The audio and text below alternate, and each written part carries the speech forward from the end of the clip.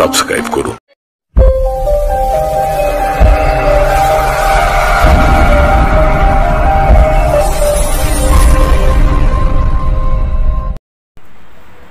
বাংলাদেশ জামায়াতে ইসলামী কেন্দ্রীয় কর্মসূচির অংশ হিসাবে গণসংযোগের ধারাবাহিকতায় আজকের এই গণসমাবেশে উপস্থিত আজকের এই অনুষ্ঠানের সম্মানিত সভাপতি বাংলাদেশ জামায়াতে ইসলামের পশ্চিম ইলিশা শাখার সম্মানিত আমির আমার উস্তাদ জনাব মাস্টার আব্দুল মান্নান সাহেব। আমাদের মাঝে উপস্থিত হবেন ভোলা জেলা শাখার সম্মানিত আমির অধ্যক্ষ মাওলানা নজরুল ইসলাম। আমাদের মাঝে আরো উপস্থিত হবেন আমাদের সবার পরিচিত, সবার অত্যন্ত আপনজন, সবার প্রিয় ব্যক্তিত্ব অধ্যাপক মাস্টার মোহাম্মদ আমির হোসেন সাহেব। আরো উপস্থিত হবেন অধ্যাপক মোহাম্মদ আবুল কালাম। সম্মানিত ভাইয়েরা, আমার সামনে উপস্থিত রয়েছেন বাংলাদেশ জামায়াতে ইসলামী বিভিন্ন ইউনিটের বিভিন্ন পর্যায়ের রোকন, কর্মী এবং জামায়াতে ইসলামের হিতাকাঙ্ক্ষী ভাইয়েরা। আসসালামু আলাইকুম ওয়া রাহমাতুল্লাহি ওয়া বারাকাতুহু।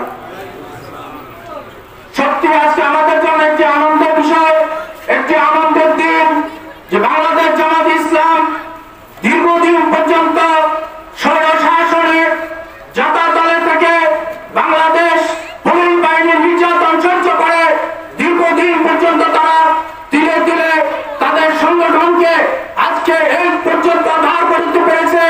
এবং আজকে এমনি একটি মুহূর্ত আছে যেখানে খোলা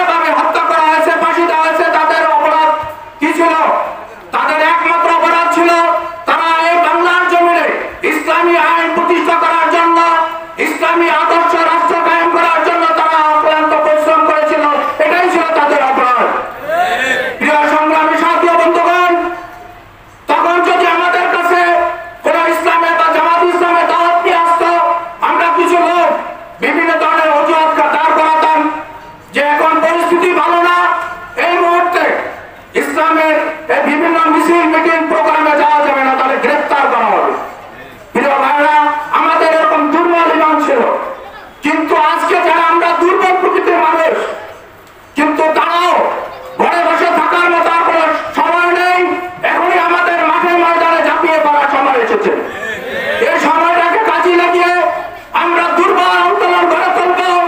জামাতে ইসলামের দাওয়াত প্রতিটা ঘরে ঘরে, প্রতিটা ভোটারের কাছে, ডোর টু ডোর আমরা প্রতিটা মানুষের কাছে যে জামাতে ইসলামের আদর্শ, জামাতে ইসলাম কি এবং কেন, জামাতে ইসলাম করলে কি হবে, এদেশের মানুষ শান্তিতে বসবাস করতে পারবে, এদেশের মানুষের জন্য কোনো চিন্তা করা লাগবে না, চাকরির জন্য কোনো চিন্তা করা লাগবে না, কোনো ঘুষ বাণিজ্য থাকবে না, কোনো চাঁদাবাজি থাকবে না, কোনো রাজনীতি থাকবে না, কোনো ছিনতাই থাকবে না, কোনো দর্শনকারী থাকবে না, কোনো মদ জুয়া তাস ইত্যাদি কোনো সমাজের বেয়াপনা থাকবে না।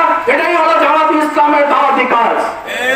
শুধু এটাই নয়, পরকালের জন্য আমরা সবাই মুক্তি পেতে পারি।